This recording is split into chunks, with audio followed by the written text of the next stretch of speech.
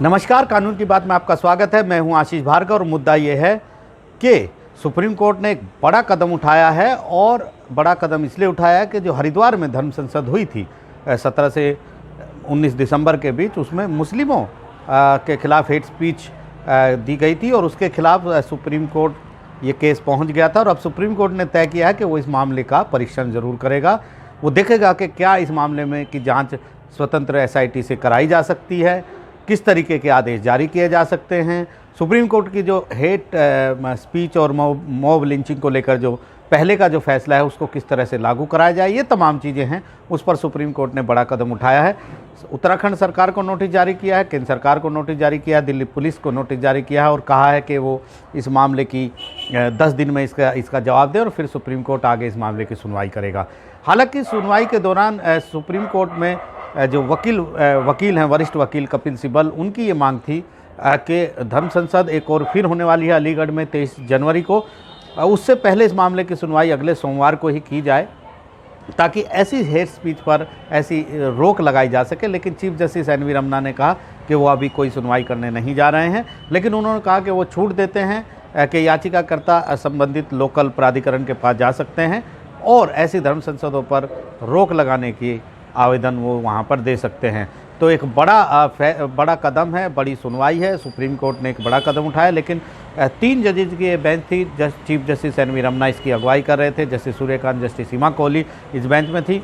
शुरुआत में chief justice ने पूछा भी कि ये भी सुनने में आया है कि ये भी पता चला है कि जस्टिस खनविलकर जो सुप्रीम कोर्ट के जज हैं तीसरे नंबर के वरिष्ठता में, उनके पास ऐसे ही केस हैं और वो इसकी सुनवाई कर रहे हैं।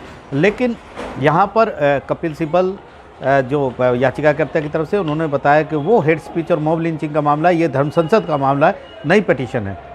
यहाँ पर तुषार गांधी जो महात्मा गांधी के परपोते हैं, उनकी तरफ से इंदिरा जयसिंह भी मौजूद रही और उन्होंने कहा कि उन्होंने भी इसमें एक हस्तक्षेप अर्जी दाखिल की है और मांग की है कि ऐसी धर्म संसदों पर रोक लगाए। उन्होंने ये भी कहा कि उनकी एक याचिका पर पहले मॉब लिंचिंग और हेट स्पीच को लेकर गाइडलाइन जारी की गई थी और अगर उस फैसले को लागू कर दिया जाता सुप्रीम कोर्ट के तो ये धर्म संसद नहीं हो सकती थी। तो ये तमाम चीज़ें थी, लेकिन सुप्रीम कोर्ट ने कहा कि इस चरण में वो कोई कदम नहीं उठाना चाहते, वो कोई कार्रवाई नहीं करेंगे।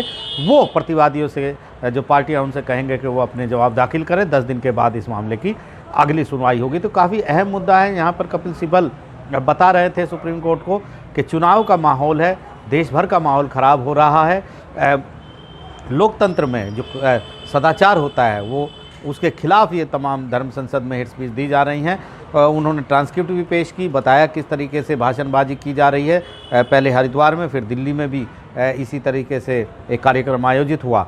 तो लिहाजा ऐसे कार्यक्रम पर, ऐसे समारोह पर, आयोजनों पर रोक लगनी चाहिए। तो फिलहाल सुप्रीम कोर्ट ने कोई कदम नहीं उठाया है, लेकिन बड़ी बात है कि ऐसे मामले में दखल दी है और कहा है कि ऐसे मामले में वो आगे भी सुनवाई करेंगे। 10 दिन के बाद फिर से एक बार इस मामले में सुनवाई होगी जब जवाब यहाँ पर आ जाएंगे। इसके साथ साथ एक ये जो मामला है ये इसलिए यहाँ पर पहुँचा कि पटना हाई कोर्ट की रिटायर्ड पूर्व जज जस्टिस अंजना प्रकाश यहाँ और एक पत्रकार कुर्बान अली यहाँ पर पहुँचे थे सुप्रीम कोर्ट में। उन्होंने मांग की थी कि जो धर्म संसद हुई है हरिद्वार में और दिल्ली में जो कार्यक्रम हुआ है उसको लेकर सुप्रीम कोर्ट एक स्वतंत्र, विश्वसनीय और निष्पक्ष एक एसआईटी की जांच कराए, इस पर कार्रवाई हो। इसके साथ साथ जो पहले केस में, तहसीन पुलावाला केस में जो सुप्रीम कोर्ट ने गाइडलाइन जारी की थी मॉब लिंचिंग को लेकर, उसका भी पालन कराया जाए। साथ ही सरकारों को, अफसरों को याद दिलाया जाए कि उनकी जिम्मेदारी है कि सब नागरिकों की सुरक्षा करें और जिस तरह की ये हेट स्पीच दी गई है वो मौलिक अधिकारों का, खासतौर पर मुस्लिम समुदाय के मौलिक अधिकारों का उल्लंघन है, क्योंकि इससे पूरा समाज खतरे में आ गया है। क्योंकि इस तरह की बात वहाँ पर की गई हेट स्पीच में, पूरे समुदाय की सफाई की बात की गई, एक तरीके से नरसंहार की बात की गई। साथ ही ये भी कहा गया है कि पुलिस ने एफआईआर ज़रूर दर्ज की उत्तराखंड में, लेकिन आगे कोई कार्रवाई नहीं की, कोई गिरफ्तारी नहीं हुई।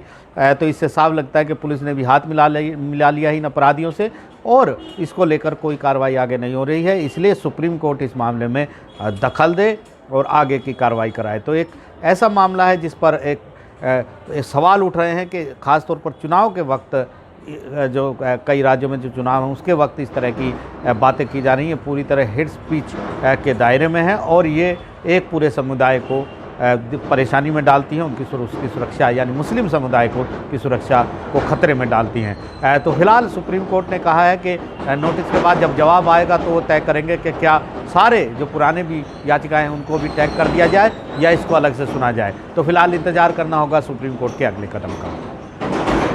नई दिल्ली से आशीष भार्गव, NDTV।